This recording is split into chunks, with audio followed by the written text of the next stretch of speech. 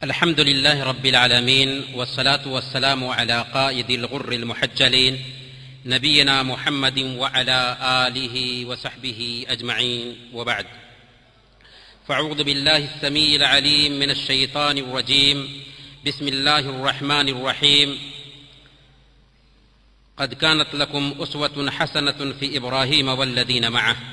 محترم علماء کرام، بزرگوں، دینی و ملی بھائیوں اور پردہ نشین ماؤں اور بہنوں، السلام علیکم ورحمۃ اللہ وبرکاتہ. آج کی اس دینی مجلس میں ہم انشاءاللہ اس عظیم خاتون کی سیرت بیان کریں گے جس نے سب سے پہلے مکہ کی دھرتی کو آباد کیا تھا، یہاں تک کہ وہ دھرتی تہذیب و تمدن کا گہوارہ بن گئی. ہم اس خاتون کے بارے میں بات کریں گے جس نے سب سے پہلے صفا اور مروہ کا چکر لگایا تھا، یہاں تک کہ یہ دونوں اللہ کے شاعر بن گئے اور حج اور عمرہ کرنے والوں کے لیے اس کا طواف کرنا ضروری ٹھہرا. ہم اس عظیم خاتون کی سیرت بیان کریں گے جس نے سب سے پہلے زمزم کا پانی پیا تھا، اور وہ پانی آج دنیا کے سارے پانیوں میں سب سے بہتر اور سب سے افضل پانی ہے. جی ہاں، وہ خاتون جو پورے عرب کی ماں ہیں، حضرت ہاجرہ علیہ الصلاۃ والسلام. ہم حضرت ہاجرہ علیہ الصلاۃ والسلام کی سیرت بیان کرتے ہوئے غیر مستند تاریخی واقعات پر اعتماد نہیں کریں گے اور نہ ہی قصے کہانیوں کا سہارا لیں گے، بلکہ ہم مستند احادیث کی روشنی میں حضرت ہاجرہ علیہ الصلاۃ والسلام کی سیرت بیان کریں گے، اور پھر اس سیرت سے ہماری زندگی کے لیے کیا پیغام ملتا ہے اس پہ بھی غور کرنے کی کوشش کریں گے. حضرت ابراہیم علیہ الصلاۃ والسلام جب مختلف جگہوں کی ہجرت کرنے کے بعد مصر پہنچتے ہیں تو وہاں پر ایک معجزاتی واقعہ پیش آتا ہے جسے صحیح بخاری اور مسلم میں بیان کیا گیا ہے. اس کا خلاصہ یہ ہے کہ حضرت سارہ علیہ الصلاۃ والسلام کے ساتھ جب مصر میں گئے تو مصر کا بادشاہ ظالم تھا. اس نے حضرت ابراہیم علیہ الصلاۃ والسلام کو بلا بھیجا. ابراہیم علیہ الصلاۃ والسلام گئے، پوچھا کہ یہ عورت جو تمہارے ساتھ ہے کون ہے؟ ابراہیم علیہ الصلاۃ والسلام نے کہا کہ وہ میری بہن ہے. پھر سارہ علیہ الصلاۃ والسلام کے پاس آ کر کے کہتے ہیں کہ دیکھو، اس دھرتی پر میرے اور تیرے علاوہ کوئی مومن ہے ہی نہیں، اور دینی اعتبار سے تم میری بہن ہو، اس لیے تم بھی بادشاہ سے کہنا کہ میں ان کی بہن ہوں. اس طرح حضرت سارہ علیہ الصلاۃ والسلام کو جبراً ظالم بادشاہ کے پاس پیش کیا جاتا ہے، اور حضرت ابراہیم علیہ الصلاۃ والسلام نماز میں مشغول ہو جاتے ہیں. ظالم بادشاہ ہاتھ ڈالنا چاہتا ہے سیدہ سارہ علیہ الصلاۃ والسلام کے اوپر، لیکن وہ زمین پہ گر جاتا ہے، اس کے ہاتھ پاؤں کانپنے لگتے ہیں. وہ منت اور سماجت کرتا ہے سارہ سے، میرے لیے دعا کر دو، میں ٹھیک ہو جاؤں گا تو تمہیں کچھ نہیں کروں گا. سیدہ سارہ علیہ الصلاۃ والسلام دعا کر دیتی ہیں، وہ ٹھیک ہو جاتا ہے، لیکن دوسری مرتبہ وہی حرکت کرتا ہے اور سخت سے سخت عذاب سے دوچار ہوتا ہے، جو عذاب پہلے سے بھی زیادہ سخت تھا. اب پھر منت اور سماجت کرنے لگا سارہ علیہ الصلاۃ والسلام سے کہ اگر تم دعا کر دو گی اور میں ٹھیک ہو جاؤں گا تو پھر میں تمہیں ہاتھ نہیں لگاؤں گا. سارہ علیہ الصلاۃ والسلام اس کے لیے پھر دعا کرتی ہیں، اور اس طرح سے وہ اپنے ایک درباری کو بلاتا ہے. حضرت سارہ علیہ الصلاۃ والسلام کے بارے میں کہتا ہے کہ اسے باہر نکالو، یہ کوئی انسان نہیں بلکہ شیطان ہے. حالانکہ وہ بادشاہ ہی شیطان تھا. اس طرح سے حضرت ہاجرہ علیہ الصلاۃ والسلام کو بھی ان کے ساتھ کر دیتا ہے.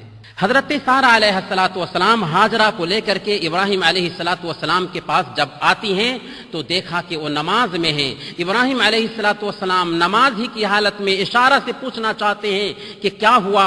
حضرت سارہ علیہ الصلوۃ والسلام نے کہا کہ ظالم بادشاہ کی تدبیر کو اللہ نے اس کے اوپر لوٹا دیا اور ہاجرہ ہماری خدمت کے لیے پیش کی گئی۔ اس حدیث میں ہمارے لیے ایک سبق ہے کہ اگر ہم پریشانی میں ہوں، مصیبت میں ہوں، تو ہمیں چاہیے کہ نماز کی طرف لپکیں۔ اللہ کے نبی صلی اللہ علیہ وسلم کا بھی یہی اسوہ تھا، کان اذا حذبہ امر ابتدر الی الصلاۃ، جب کوئی پریشانی لاحق ہوتی تو نماز کی طرف لپکتے تھے۔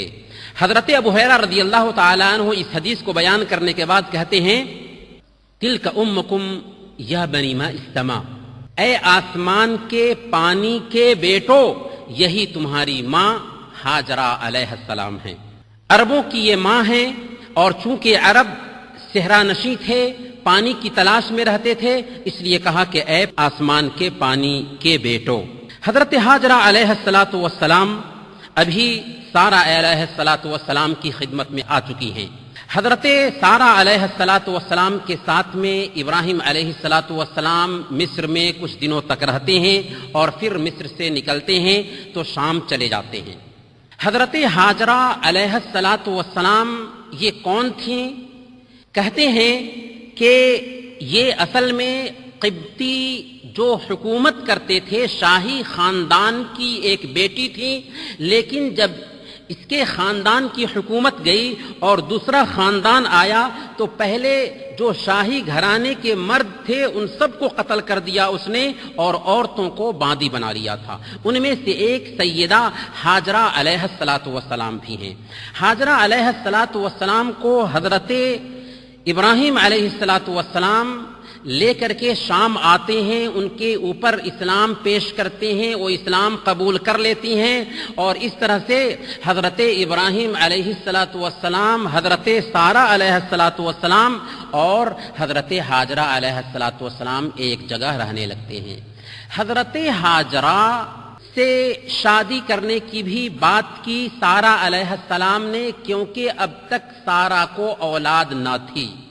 حضرت ابراہیم علیہ السلام نے اسے پسند کیا اور واقعی شادی کر لی، اللہ سے دعا بھی کی، رب ہب لی من الصالحین، اے اللہ مجھے نیک اولاد عطا فرما۔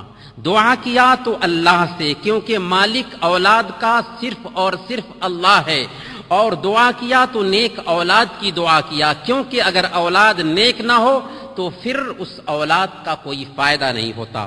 دل سے جو بات نکلتی ہے اثر رکھتی ہے، پر نہیں طاقت پرواز مگر رکھتی ہے۔ دعا قبول ہوتی ہے، اور حضرت ہاجرہ علیہ السلام کے بطن سے حضرت اسماعیل علیہ السلام پیدا ہوتے ہیں۔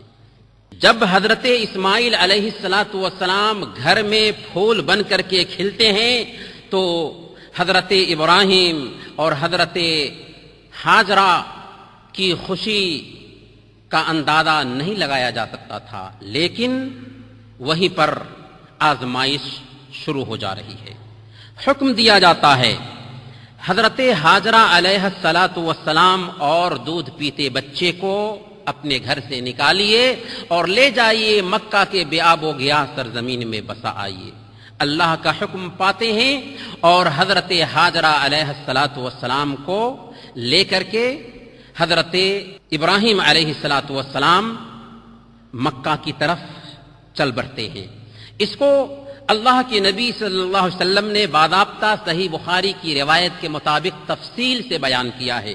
حضرت ابن عباس رضی اللہ تعالی عنہ بیان فرماتے ہیں، ثم جاء بها ابراہیم وبابنها اسماعیل وهي ترضعه۔ ابراہیم علیہ السلام ہاجرہ علیہ السلام کو اور اسماعیل کو لے کر کے مکہ آتے ہیں، جبکہ ہاجرہ علیہ السلام اس وقت بچے کو دودھ پلا رہی تھیں۔ ثم وضعها عند البیت۔ ابراہیم علیہ السلام نے ہاجرہ علیہ السلام اور اسماعیل علیہ السلام کو ایک بڑے درخت کے پاس میں جو خانے کعبہ کے پاس تھا رکھ دیا۔ ووضع عندهما جرابا فيه تمر وسقاء فيه ماء، اور پھر ان کے پاس ایک تھیلی رکھی جس کے اندر کھجور تھی اور ایک مشکیزہ رکھا جس کے اندر پانی تھا۔ پھر حضرت ابراہیم علیہ السلام وہاں سے چلتے بنے. حضرت حاجرہ علیہ السلام دودھ پلاتی ہوئی عورت ہیں، بچہ ہے ان کے ساتھ میں، پریشان ہیں. سمجھ میں نہیں آ رہا ہے کہ شوہر یہاں پہ بیاب ہو گیا، سرزمین میں بسا دیا ہے اور یہاں سے چلتا بن رہا ہے. حضرت حاجرہ علیہ السلام کہتی ہیں یا ابراہیم این تذهب وتتركنا بهذا الوادي الذي ليس فيه انس ولا شيء. ابراہیم ہمیں یہاں چھوڑ کر کے کہاں جا رہے ہیں؟ یہاں پر نہ کوئی انسان ہے اور نہ ہی کوئی چیز ہے، ہم یہاں کیسے رہیں گے؟ بار بار ایک ہی بات کہہ رہی ہیں. اور ابراہیم علیہ السلام ہیں جعل لا یلتفت الیہا، جواب دینا تو درکنار، ان کی طرف جھانک کر دیکھ بھی نہیں رہے ہیں. یہاں تک کہ حاجرہ علیہ السلام بول اٹھتی ہیں اللہ امرک بہذا، ایک بیوی کو کوئی شوہر چھوڑ کر نہیں جا سکتا، ایک دودھ پیتے بچے کو کوئی شوہر چھوڑ کر نہیں جا سکتا. کیا اللہ کا ایسا حکم ہے کہ آپ ہمیں یہاں چھوڑ کر جا رہے ہیں؟ ایک روایت میں آتا ہے کہ انہوں نے سر ہلا کر کے اس بات میں جواب دیا، اور ایک روایت میں آتا ہے کہ حضرت حاجرہ علیہ السلام سے انہوں نے کہا نعم، ہاں اللہ کا حکم ہے. یہ سننا تھا کہ حضرت حاجرہ علیہ السلام کہتی ہیں اذن لا یضیعنا، اگر اللہ کا حکم ہے تو اللہ تعالی ہمیں ضائع نہیں کر سکتا، اللہ تعالی ہمیں برباد نہیں کر سکتا. سوال یہ ہے کہ کیسے حفاظت کرے گا، حفاظت کرنے کا سامان کیا ہوگا، کس انداز میں ہماری حفاظت ہوگی، یہ سب اہم نہیں ہے. اہم یہ ہے کہ اگر اللہ کا حکم ہے، اللہ نے ہمارے شوہر کو حکم دیا ہے کہ اس بے آب و گیا سرزمین میں بسا کر کے چلے جائیں تو کوئی بات نہیں، آپ چلے جائیے، اللہ ہمیں برباد نہیں کرے گا. یہاں تک کہ حضرت ابراہیم علیہ السلام جن کا آپ اندازہ لگائیں تو دل پھٹا جا رہا تھا، لیکن حکم تھا اللہ کا. ایک پہاڑی کی اوٹ میں جاتے ہیں جہاں سے حضرت حاجرہ علیہ السلام اور ننھے اسماعیل کو نہیں دیکھ سکتے تھے، اور وہاں پر استقبل بوجهه البیت ثم دعا بهؤلاء الکلمات ورفع یدیہ، اپنے دونوں ہاتھوں کو اٹھایا اور خانہ کعبہ کی طرف چہرہ کیا. اس سے پتہ یہ چلتا ہے کہ اگر ہم دعا کرنا چاہ رہے ہوں تو دونوں ہاتھ کو اٹھائیں اور قبلہ رخ ہو کر کے دعا کریں تو اس دعا کی قبولیت کا زیادہ امکان ہے. حضرت ابراہیم علیہ السلام دونوں ہاتھ اٹھاتے ہیں اور دعا کرتے ہیں ربنا انی اسکنت من ذریتی بواد غیر ذی زرع عند بیتک المحرم ربنا لیقیموا الصلاۃ، اے ہمارے رب میں نے اپنی ذریت میں سے کچھ کو تیرے گھر کے پاس بے کھیتی کی زمین میں بسایا ہے. کیوں یا رب؟ ربنا لیقیموا الصلاۃ، تاکہ وہ نماز قائم کریں. حضرت ابراہیم علیہ السلام کو وہاں بھی فکر ہے اپنی فیملی کو نماز کی تاکید کرنے کی، اور اللہ سے بھی دعا کر رہے ہیں کہ اے اللہ میں نے بسایا ہے تاکہ وہ نماز قائم کریں. آج ہمیں اس بات کی فکر نہیں ہوتی. اللہ کے نبی صلی اللہ علیہ وسلم نے بیان فرمایا مروا اولادکم بالصلاۃ وهم ابناء 7 سنین، جب تمہارے بچے 7 سال کے ہو جائیں تو انہیں نماز کا حکم دو، اور 10 سال کے ہو جائیں اور نماز کی پابندی نہ کرتے ہوں تو ان کی پٹائی کرو. جی ہاں، یہ میسج ہے حضرت ابراہیم علیہ السلام کی زندگی سے کہ ہم اپنے بچوں کو نماز کا حکم دیں. اس کے بعد ابراہیم علیہ السلام دعا کرتے ہوئے کہتے ہیں فاجعل افئدة من الناس تهوی الیہم، اے اللہ میں نے اپنی اولاد میں سے ایک حصے کو یہاں بے کھیتی کی زمین پر بسایا تو ہے، لہذا تو کچھ لوگوں کے دلوں کو ان کی طرف پھیر دے. چنانچہ یہ دعا بھی قبول ہوتی ہے، بنو جرہم آ کر کے وہاں پر آباد ہو جاتے ہیں. بات یہیں پر نہیں رکتی، بلکہ یہ دھرتی دنیا کی دھرتیوں میں سب سے زیادہ کشش رکھنے والی دھرتی بن جاتی ہے، دنیا کی دھرتیوں میں سب سے زیادہ اٹریکشن رکھنے والی دھرتی بن جاتی ہے. ایک امریکی سائنسداں علم ٹوپوگرافی میں مذہبی قصد سے بالاتر ہو کر یہ کھوج کرنے کی کوشش کرتا ہے کہ دنیا میں سب سے زیادہ اٹریکشن کشش رکھنے والی دھرتی کون سی ہے. مذہبی قصد سے بالکل بالاتر ہو کر کے یہ کھوج کر رہا تھا. اچانک اس کے سامنے یہ نتیجہ آیا کہ پوری دنیا میں اگر کوئی دھرتی ہے جو سب سے زیادہ انسانوں کے دل کو کھینچتی ہے تو وہ سرزمین مکہ ہے. ابراہیم علیہ الصلوۃ والسلام دعا کرتے ہوئے یہ بھی کہتے ہیں وارزقہم من الثمرات لعلہم یشکرون، اے اللہ ان کو پھلوں کی روزی عطا فرما، او اللہ کا شکر ادا کریں۔ چنانچہ یہ دعا بھی تھی کہ آج مکہ کی اس دھرتی پر تہذیب و تمدن کے گہوارے میں دنیا کے کونا کونا سے ہر طرح کے پھل اور فروٹ آ رہے ہیں۔ ابراہیم علیہ الصلوۃ والسلام دعا کرتے ہیں اور وہاں سے چلتے بنتے ہیں، کچھ کھجور ہے، پانی ہے، اسی پر حضرت حاجرہ اور اس بچے کا گزر بسر ہو رہا ہے۔ چند دنوں میں کھجور بھی ختم ہو گئی اور پانی بھی ختم ہو چکا ہے۔ اب کیا حالت ہے؟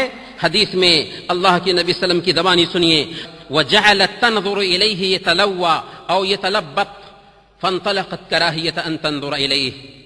حضرت اسماعیل علیہ السلام بھوک سے بلبلا رہے ہیں، تڑپ رہے ہیں، اوپر تلے ہو رہے ہیں اور پریشان ہیں، یہاں تک کہ وہاں سے سرک کر کے حضرت حاجرہ علیہ السلام چلی جاتی ہیں، دیکھا نہیں جاتا ہے، اور قریب کے صفا پہاڑ پر چڑھتی ہیں کہ شاید وہاں پر کوئی انسان دکھائی دے، لیکن وہاں پر بھی کوئی انسان دکھائی نہیں دیتا۔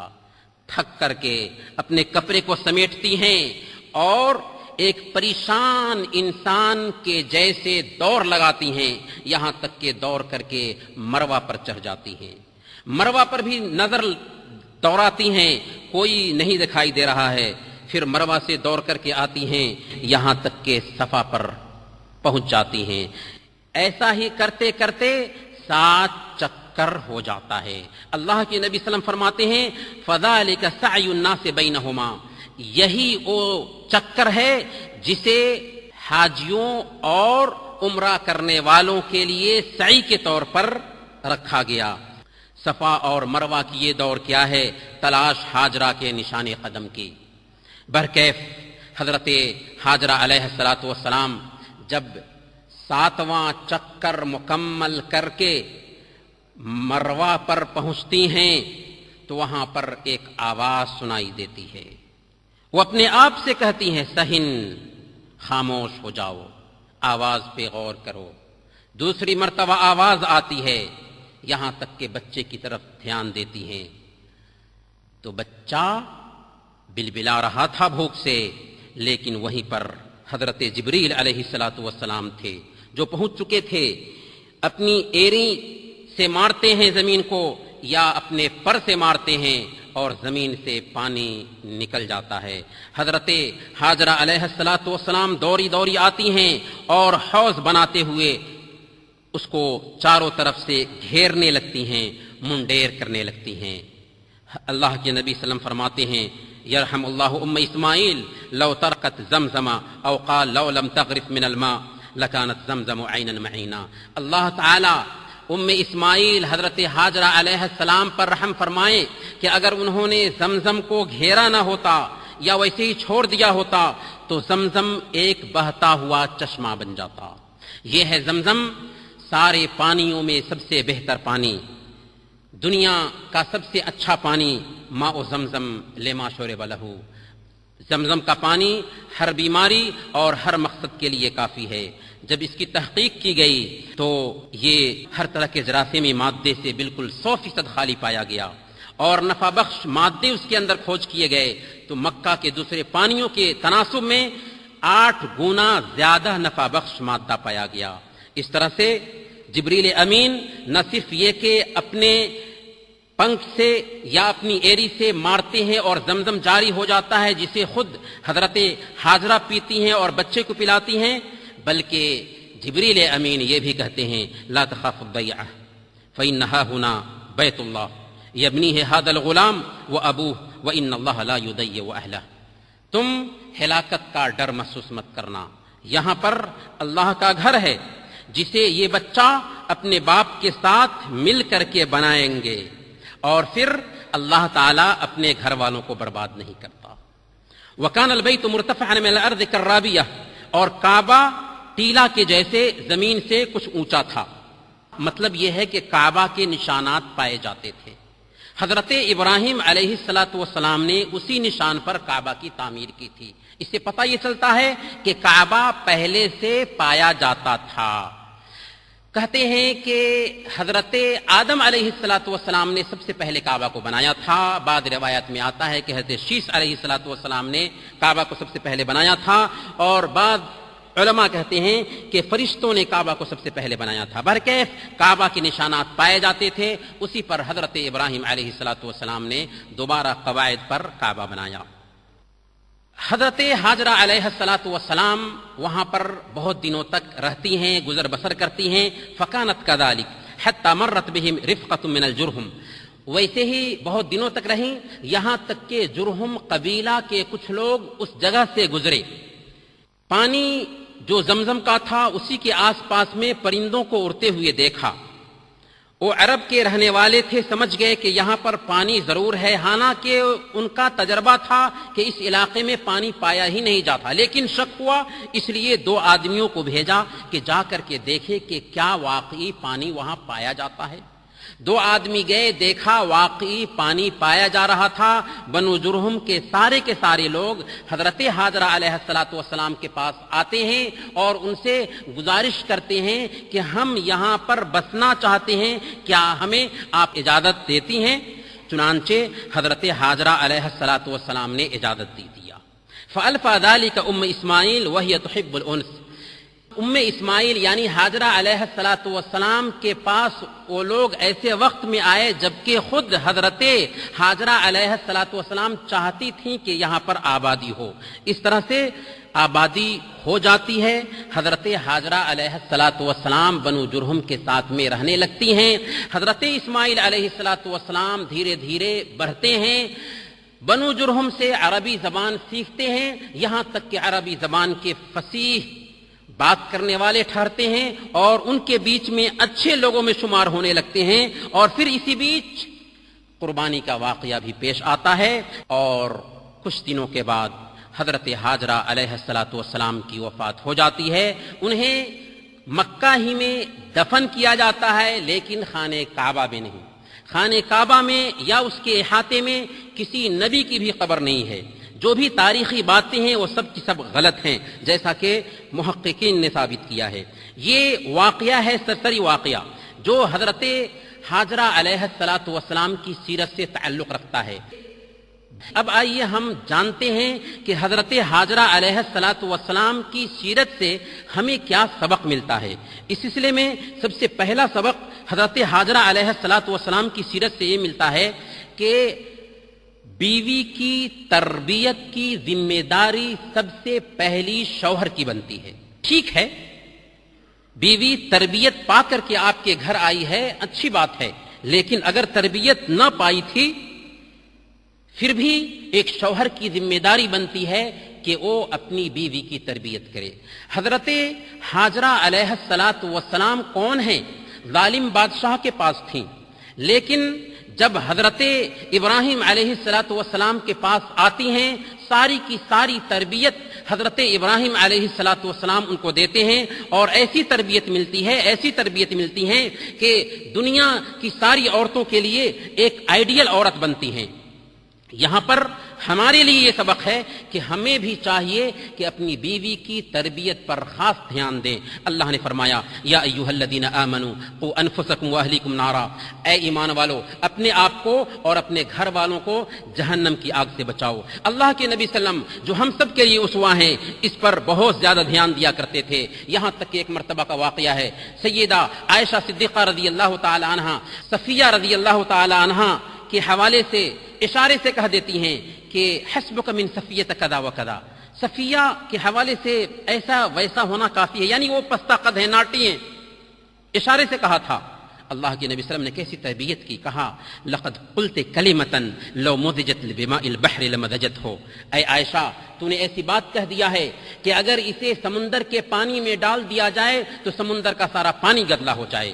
حضرت حفصہ رضی اللہ تعالی عنہا ایک دن حضرت صفیہ ہی کو کہہ دیتی ہیں کہ یہودی کی بیٹی ہے۔ یہ الفاظ جب حضرت حفصہ کی زبان سے نکلتے ہیں، سب سے پہلے اللہ کے نبی صلی اللہ علیہ وسلم حضرت صفیہ کے پاس میں جاتے ہیں اور کہتے ہیں تم یہود کی بیٹی نہیں بلکہ موسیٰ اور ہارون کی بیٹی ہو، اور پھر حضرت حفصہ رضی اللہ تعالی عنہا سے کہتے ہیں اتق اللہ یا حفصہ، حفصہ اللہ سے ڈرو۔ یہ تربیت ہے اللہ کے نبی صلی اللہ علیہ وسلم، یہاں تک کہ فجر کی اذان سے پہلے تہجد کی نماز کے لیے جب بیدار ہوتے تھے تو اپنی بیویوں کو جگایا کرتے تھے۔ صحیح بخاری کی روایت ہے، اللہ کے نبی صلی اللہ علیہ وسلم نے کہا تھا ایقظوا صواحب الحجر فرب کاسیۃ فی الدنیا عاریۃ فی الآخرہ، ان گھر والیوں کو بیدار کرو، تہجد کے اہتمام کے لیے بیدار کرو، کیونکہ کتنی ایسی دنیا میں پہننے والیاں ہیں جو آخرت میں ننگی ہوں گی۔ کہنے کا مطلب یہ ہے حضرت حاجرہ علیہ السلام کی سیرت سے ہمیں سب سے پہلے یہ سبق ملتا ہے کہ ہم اپنے اہل خانہ کی تربیت پر دھیان دیں۔ دوسرا سبق یہ ملتا ہے کہ شوہر کی ہر حالت میں اطاعت ہونی چاہیے، شوہر چاہے کیسا بھی رہے، شوہر ہونا کافی ہے اس کے لیے، اس کی ہر حالت میں اطاعت ہونی چاہیے۔ آپ تصور کر سکتے ہیں حاجرہ علیہ السلام کو لے کر کے اور دودھ پیتے بچے کو لے کر کے ابراہیم علیہ السلام آتے ہیں، اور آتے وقت بھی راستے میں کوئی اعتراض نہیں ہے، جب بچے کو رکھ دیتے ہیں، بیوی کو رکھ دیتے ہیں اور چلتے بنتے ہیں پھر بھی کوئی اعتراض نہیں ہے، یہاں تک کہ کہتی ہیں اللہ کا حکم ہے، اس میں بھی کوئی اعتراض نہیں ہے۔ اس سے پتہ کیا چلتا ہے کہ شوہر کا حکم سر آنکھوں پر۔ ہماری بہنوں کو اس پہ دھیان دینا چاہیے۔ اللہ کے نبی صلی اللہ علیہ وسلم نے بیان فرمایا لو كنت آمر احدا ان يسجد لاحد لامرت المرأة ان تسجد لزوجها، اگر میں کسی کو حکم دیتا کہ کسی دوسرے کو سجدہ کرے تو ایک عورت کو حکم دیتا کہ وہ اپنے شوہر کو سجدہ کرے۔ صحیح بخاری اور مسلم کی روایت کے مطابق اللہ کے نبی صلی اللہ علیہ وسلم نے ایک مرتبہ بیان فرمایا تھا کہ میں نے جہنم میں جھانکا تو دیکھا کہ زیادہ اس میں عورتوں کی تعداد ہے جو نافرمانی کرتی ہیں۔ پوچھا گیا کہ کیا اللہ کی نافرمانی کرتی ہیں؟ آپ نے فرمایا کہ نہیں، بلکہ اپنے شوہروں کی نافرمانی کرتی ہیں اور احسان کو بھلا دیتی ہیں۔ تم ان عورتوں میں سے کسی کے اوپر زندگی بھر احسان کرتے رہو، لیکن جب کوئی بات ہو جائے گی تو کیا کہے گی ما رأیت منک خیرا قط، میں نے تمہارے اندر کوئی بھلائی دیکھی ہی نہیں۔ یہاں پر ہماری بہنوں کے لیے سبق ہے، حاجرہ علیہ السلام کو آئیڈیل بنانا ہے تو شوہروں کی خدمت کریں اور شوہروں کی بات پہ دھیان دیں۔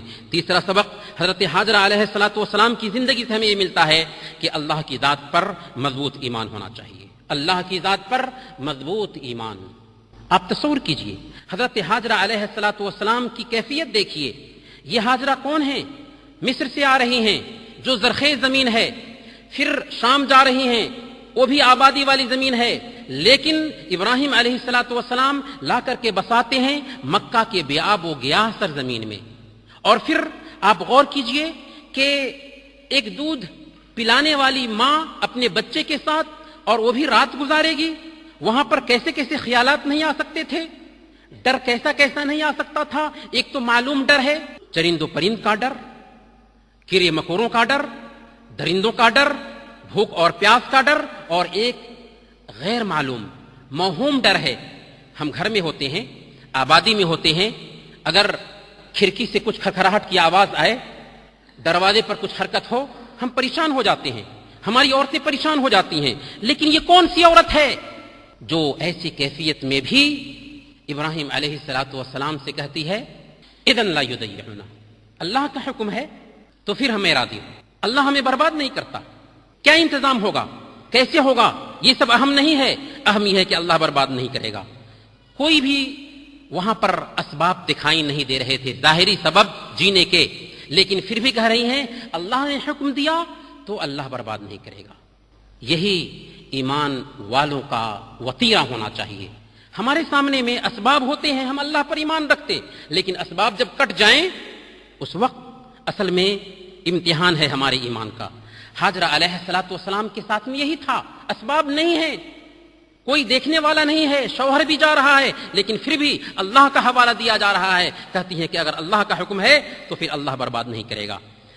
موسیٰ علیہ السلام فرعون کے چنگل سے بنو اسرائیل کو نکال کر کے چلے تھے، سمندر سامنے میں تھا، بنو اسرائیل پریشان ہو جاتے ہیں کیونکہ فرعون اپنے لشکر کے ساتھ میں تعاقب کر رہا ہے، یہاں تک کہ بنو اسرائیل کہتے ہیں موسیٰ اب تو وہ پالیں گے۔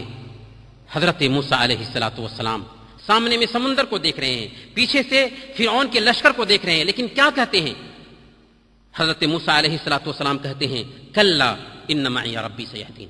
ہو نہیں سکتا ایسا کہ فرعون ہمیں نقصان پہنچائے، ہمارے ساتھ ہمارا رب ہے جو ہمیں راستہ دکھائے گا۔ چنانچہ ہوتا کیا ہے، سمندر پھٹتا ہے اور بنو اسرائیل اس سے نکل جاتے ہیں۔ جی ہاں، اگر ہم اللہ پر اعتماد کرتے ہیں تو اللہ ہمارے وہاں بھی کام آئے گا جہاں پر سارے دروازے بند ہو چکے ہوں گے۔ یہ سبق ملتا ہے حضرت حاجرہ علیہ الصلوۃ والسلام کی زندگی سے۔ چوتھا سبق جو حضرت حاجرہ علیہ الصلوۃ والسلام کی زندگی سے ہمیں ملتا ہے وہ یہ ہے کہ اللہ کے احکام کے سامنے ہمیں سر ٹیک دینا چاہیے۔ حضرت حاجرہ علیہ الصلوۃ والسلام نے اللہ کا واسطہ سنا تھا۔ ابراہیم علیہ الصلوۃ والسلام نے کہا کہ اللہ کا حکم ہے، صرف اتنا ہی سنا۔ حضرت حاجرہ علیہ الصلوۃ والسلام کے لیے گنجائش تھی، وہ پوچھ سکتی تھی کہ اگر اللہ کا حکم ہے تو ٹھیک ہے، پر میں تو ایک دودھ پلاتی ماں ہوں، ایک ننھے سے بچے کو دودھ پلا رہی ہوں، آپ بھی نہیں رہیں گے تو آخر اللہ ہماری حفاظت کیسے کرے گا؟ لیکن اللہ کا حکم تھا، اس لیے اس کے سامنے سر ٹیک دیا۔ یہ پوچھنا نہیں ہے کہ آخر ایسا کیوں، اس کی حکمت کیا ہے۔ آج داڑھی رکھنے کے لیے کہا جاتا ہے، اس کی حکمت کیا ہے۔ پردہ کرنے کے لیے کہا جاتا ہے، اس کی حکمت کیا ہے۔ ہم حکمت کے چکر میں لگتے ہیں۔ ہمارے ذہن میں اللہ اور اس کے رسول کا فرمان فوراً نہیں بیٹھتا، ہمارے ذہن میں سب سے پہلا سوال یہ پیدا ہوتا ہے کہ اس کی حکمت کیا ہے۔ وما كان لمؤمن ولا مؤمنة اذا قضى الله ورسوله امرا ان يكون لهم الخيرة من امرهم۔ کسی مومن مرد اور عورت کے لیے یہ گنجائش نہیں ہے کہ اگر اللہ اور اس کے رسول کا فیصلہ آ جائے تو پھر ان کے لیے اپنے معاملے میں اختیار رہے، نہیں، کوئی اختیار نہیں ہے۔ حضرت عائشہ صدیقہ رضی اللہ تعالی عنہ کے پاس صحیح بخاری کی روایت کے مطابق ایک عورت آتی ہے اور وہ پوچھتی ہے ما بال الحائض تقضی الصوم ولا تقضی الصلاۃ، کیا بات ہے کہ ایک حائضہ عورت روزہ تو قضا کرتی ہے لیکن نماز قضا نہیں کرتی، کیا حکمت ہے اس کی؟ حضرت عائشہ صدیقہ رضی اللہ تعالی عنہ نے کہا کہ کیا تم حروری عورت ہو؟ حروری ایک خوارج کا فرقہ تھا، کیا اس فرقے سے تم تعلق رکھتی ہو کہ اس طرح کا سوال کرتی ہو؟ انہوں نے کہا کہ نہیں، بلکہ صرف میں پوچھنا چاہ رہی ہوں، جاننا چاہ رہی ہوں کہ اس کے اندر حکمت کیا ہے۔ حضرت عائشہ صدیقہ رضی اللہ تعالی عنہ نے حکمت نہیں بتایا، بلکہ کہا ہمیں حکم دیا جاتا تھا کہ اگر ہم حیض کی حالت میں ہیں تو نماز قضا نہ کریں اور روزہ کو قضا کریں، بس اللہ اور اس کے رسول کا حکم ہے، سر ٹیک دینا ہے اس کے سامنے میں۔ آپ ڈاکٹر کے پاس جاتے ہیں، ڈاکٹر آپ کو دوا دیتا ہے اور بتاتا ہے کہ اس دوا کو اتنی مرتبہ اور اس دوا کو اتنی مرتبہ اور یہ ٹیبلٹ اتنی مرتبہ کھانا ہے۔ آپ کو ڈاکٹر نے جیسے بتایا ویسے ہی آپ اس دوا کو استعمال کرتے ہیں اور آپ کے ذہن میں ذرہ برابر بھی یہ شبہ پیدا نہیں ہوتا کہ آخر یہ دوا اتنی ہی مرتبہ کیوں؟ اس لیے کہ یہ ڈاکٹر بتایا ہے۔ جب ڈاکٹر پر فیتھ ہے تو کیا اللہ رب العالمین جو ہمارا خالق ہے، جو ہمارا مالک ہے، جس نے ہمارے لیے قانون دیا اور یہ قانون اپ ٹو ڈیٹ ہے، ماڈرن ہے، دنیا کی ساری ماڈرنٹی اسلام کی ماڈرنٹی کے سامنے میں فیل ہے، ایسے قانون کے سامنے میں ہم یہ پوچھنے کی کوشش کریں گے کہ اس میں حکمت کیا ہے؟ نہیں، ایسا نہیں ہونا چاہیے۔ ہاں، شریعت کے اندر اسرار ہیں، شریعت کے ہر حکم میں حکمت پائی جاتی ہے، پر ایک بندے مومن کا تقاضا یہ ہونا چاہیے کہ وہ اللہ کے حکم کے سامنے میں سر ٹیک دے۔ یہ سبق ملتا ہے ہمیں سیدہ حاجرہ علیہ الصلوۃ والسلام کی زندگی سے۔ سیدہ حاجرہ علیہ الصلوۃ والسلام کی زندگی سے ایک آخری سبق یہ ملتا ہے کہ باپ کے غائبانہ میں بھی ایک ماں اپنے بچے کو اچھی سے اچھی تربیت دے سکتی ہے۔ باپ اگرچہ نہیں ہے لیکن ماں اگر چاہے تو اپنے بچے کو اچھی سے اچھی تربیت دے سکتی ہے۔ حضرت حاجرہ علیہ الصلوۃ والسلام اپنے بچے کو بیاب و گیاہ سرزمین میں لے کر کے بسی ہوئی ہیں، باپ نہیں ہیں، وہاں پر باپ کا بھی کردار ادا کر رہی ہیں اور ماں کا بھی کردار ادا کر رہی ہیں۔ کہا جاتا ہے کہ اگر باپ نہ ہو تو بچے کی صحیح تربیت نہیں ہو پاتی۔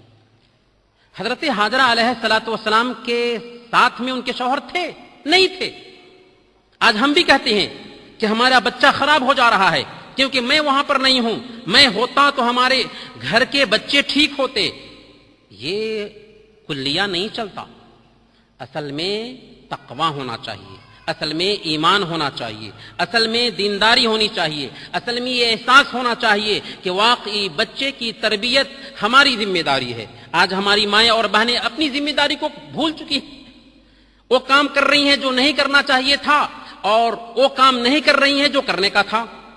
تاریخ کو آپ پڑھیں گے تو آپ کو پتا چلے گا، امام شافعی رحمۃ اللہ علیہ کے والد وہ چھوٹے ہی تھے تو وفات پا گئے، ماں نے ان کی تربیت کی یہاں تک کہ امام شافعی بنتے ہیں۔